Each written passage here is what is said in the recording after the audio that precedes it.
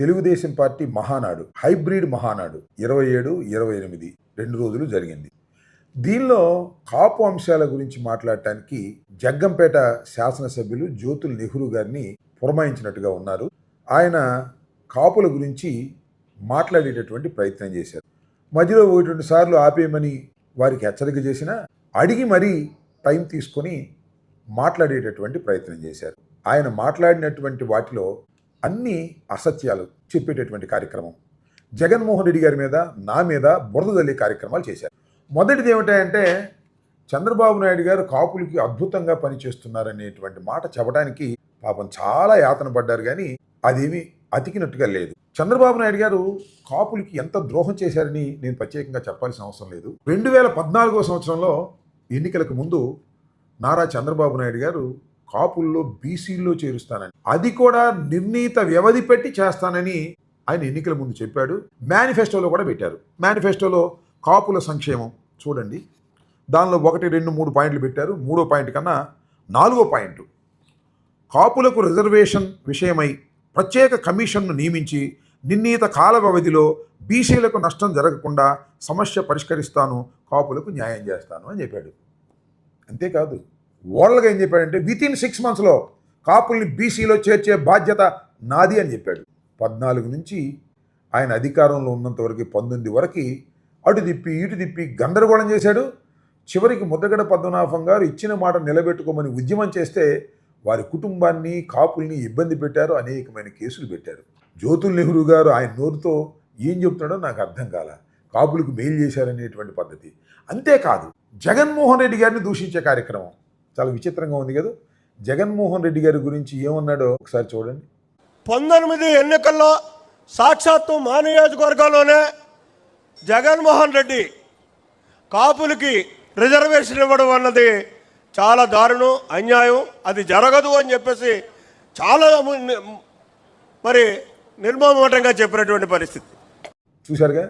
జగన్మోహన్ రెడ్డి గారు కాపుల్ని బీసీల్లో చేర్చడం అన్యాయం, అక్రమం అన్నాడనేటువంటి పద్ధతుల్లో మాట్లాడాడు. అసలు జగన్మోహన్ రెడ్డి గారు ఎన్నికల ప్రచార సందర్భంలో జగ్గంపేట అంటే జ్యోతుల్ నెహ్రూ గారి కాన్స్టిట్యున్సీ వెళ్ళినప్పుడు అక్కడ కాపులందరూ కూడా ప్లాకార్డ్స్ పట్టుకొని బీసీల్లో చేర్చాలి అని డిమాండ్ చేశారు. అప్పుడు ఆయన చాలా స్పష్టంగా ఏం చెప్పాడో వినండి మీరు. నేనేదైనా మాటిస్తే ఆ మాట మీద నేను నిలబడతా. చెయ్యగలిగింది మాత్రమే చెప్తాను, చెయ్యలేనిది చెప్పే అలవాటు నాకు లేదు అని చెప్పి ప్రతి కాపు సోదరుడికి చెప్తా ఉన్నాను. కొన్ని రాష్ట్ర ప్రభుత్వం పరిధిలో ఉన్న అంశాలుంటాయి, కొన్ని రాష్ట్ర ప్రభుత్వం పరిధిలో లేని అంశాలుంటాయి. అటువంటిదే ఈ రిజర్వేషన్లకు సంబంధించిన సమస్య. ఈ రిజర్వేషన్లకు సంబంధించి 50% దాటితే సుప్రీంకోర్టు జడ్జిమెంట్లు ఉన్న పరిస్థితుల్లో ఇవన్నీ కూడా రాష్ట్ర ప్రభుత్వం పరిధిలో లేని అంశాలను కాబట్టి వీటి మీద నేను చేయగలిగిన అంశం ఏది కాదు కాబట్టి నేను చెయ్యలేకపోతా ఉన్నాను అని చెప్పి ఖచ్చితంగా మీ అందరికీ కూడా ఏమాత్రం మోమాటం లేకుండా చెప్తాను. ఇది రాష్ట్ర ప్రభుత్వం చేతిలో లేనటువంటి అంశం, ఇది కేంద్ర ప్రభుత్వం చేతిలో ఉన్నది. అనేక న్యాయస్థానాలు 50% కన్నా ఎక్కువ రిజర్వేషన్లు ఉండకూడదు అని చెప్పారు. కాబట్టి ఈ నేపథ్యంలో రాష్ట్ర ప్రభుత్వం చేయగలిగింది లేదు, నేను కూడా చేయగలిగింది లేదు అని కుండ బద్దలు కొట్టినట్టు చెప్పాడు తప్ప చంద్రబాబు నాయుడు గారి లాగా మోసపూరితంగా చెప్పలేదు. దీనికి అందరూ మెచ్చుకున్నారు. తర్వాత ఎన్నికల్లో కాపులు భారీగా ఓట్లు వేసి ఆయన గెలిపించినటువంటి సందర్భం కూడా ఉంది. ఎందుకండి జ్యోతుల్ నెహ్రూ గారు ఇలా మీరు జగన్మోహన్ రెడ్డి గారి మీద అబద్ధాలు చెప్పి కాపుల్ని డైవర్ట్ చేయాలనే ప్రయత్నం చేస్తున్నారో నాకు అర్థం కావటం లేదు. నా గురించి కూడా ప్రస్తావన చేశారు. అంబటి రాంబాబు గారు ఏదైనా తప్పు మాట్లాడితే అతని మీద మనం మాట్లాడినా జైల్లో పెట్టినా కాపు నాయకుని జైల్లో పెట్టారు. అంబటి రాంబాబు గారు ఏదో ఆయన బూతులు తిడితే ఆయన్ని తీసుకెళ్లి బొక్కలో వేస్తే జైల్లో పెడితే కాపు నాయకుడిని వేశారని చెప్పేసి ప్రచారం చేస్తున్నారు అనేటువంటి మాట మాట్లాడుతున్నారు. జ్యోతుల్ నెహ్రూ గారు, నేను ఒక విషయాన్ని చెప్తున్నా. మీరు కొంతకాలం వైఎస్ఆర్సీపీలో కూడా ఉన్నారు, నాతో కూడా సన్నిహితంగా ఉన్నారు. నేను ఏం బూతులు తిట్టానండి? నా మీద ఎంత దాడి చేశారండి? మీరు కాపు సోదరులే కదా. 7 గంటల 20 నిమిషాల పాటు నా ఇంటి మీద దాడి చేసి, నా ఆఫీసు పగలగొట్టి, నా భార్య పిల్లల్ని ఇష్టం వచ్చినట్టుగా మాట్లాడి సుమారుగా నన్ను చంపేయడానికి ప్రయత్నం చేస్తే దాన్ని కనీసం సానుభూతి మీరు వ్యక్తం చేయలేకపోయారు. ఎందుకంటే తెలుగుదేశంలో ఉన్నారు కాబట్టి మీరు సానుభూతి వ్యక్తం చేయలేకపోవచ్చు. కానీ నన్ను లోపల పెడితే అది కరెక్ట్ అని మీరు మాట్లాడడం సమంజసంగా ఉందా అని అడుగుతాం. నా గురించి జగన్మోహన్ రెడ్డి గారు కాపు నాయకుడు, కాపు టైగరు అన్నందుకు మీకేదో కోపం వచ్చినట్టుంది, అందుకనే ఈ మాట మాట్లాడుతున్నారు. అంబటి రాంబాబుకి నిన్నటిదాకా తోకలేదు. అతను కాపు సామాజిక వర్గం కోసం ఏం పనిచేసినటువంటి వ్యక్తి కాదు, ఒక రాజకీయ నాయకుడు. చూశారు కదా తోక తగిలించారని జ్యోతి నెహ్రూ గారు. మీలాగానే తోకతోనే పుట్టానండి, కాపుగానే పుట్టా నేను. ఇంకా నయ్యం అసలు కాపే కాదని అనలేదు మీరు. చాలా సంతోషం. ఒకటి మాత్రం చెప్తున్నా, కాపులకు నేను ఏం చేశానో ఏం చేయలేదో మీకు తెలుసు. అసలు మీరేం చేశారు? ముద్దగడ పద్మనాభం గారు దీక్ష చేస్తున్నప్పుడు, ఆయన మీటింగ్ పెట్టినప్పుడు మనందరం వెళ్ళాం, గుర్తుందా? మీరు ముద్దగడ పద్మనాభం గారిని విభేదించారు. ఎందుకు విభేదించారో నాకు తెలియదు. కాబట్టి నేను అనేది ఏంటంటే, కాపులకి ఎవరు ఏం చేశారనేది చాలా స్పష్టంగా తెలిసినటువంటి అంశం.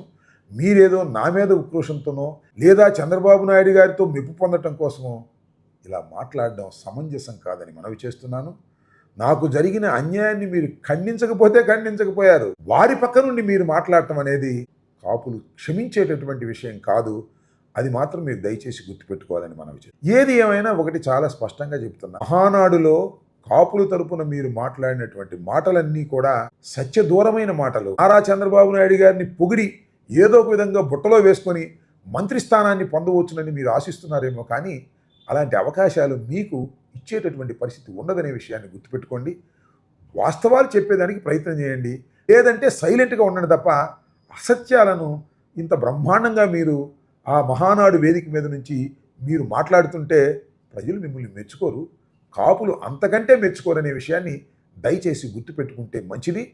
చంద్రబాబు నాయుడు గారు, లోకేష్ గారు మీ చేత రకరకాలుగా మాట్లాడించి నన్ను, జగన్మోహన్ రెడ్డి గారిని పలుచన చేయాలని అనుకోవటం అనేది చాలా దురదృష్టకరమైనటువంటి పరిణామం. ఈ రాష్ట్రంలో కాపుల్ని దగా చేసినటువంటి వ్యక్తి నారా చంద్రబాబు నాయుడు గారు. మీరేయో చెప్తున్నారు లెక్కలు, ఆ లెక్కలన్నీ తప్పు. నారా చంద్రబాబు నాయుడు గారు కాపు కార్పొరేషన్లో ఏం చేశారో త్వరలోనే ప్రశ్నిస్తాం, గుర్తుపెట్టుకోండి. లేదంటే మీరు అంత నిజంగా నమ్మితే మనం చర్చించుకుందాం రండి సార్. జ్యోతి నెహ్రూ గారు సుహృద్భావ వాతావరణంలో కాపులకి జగన్మోహన్ రెడ్డి గారు ఏం చేశాడు, కాపులకి చంద్రబాబు నాయుడు గారు ఏం చేశారు, ఇద్దరి మీద మనం చర్చించుకుందాం. కాపులు ఎవరి కాలంలో ఎంత బాగున్నారో కూడా చర్చించుకోవడానికి నేను సిద్ధంగా ఉన్నాను.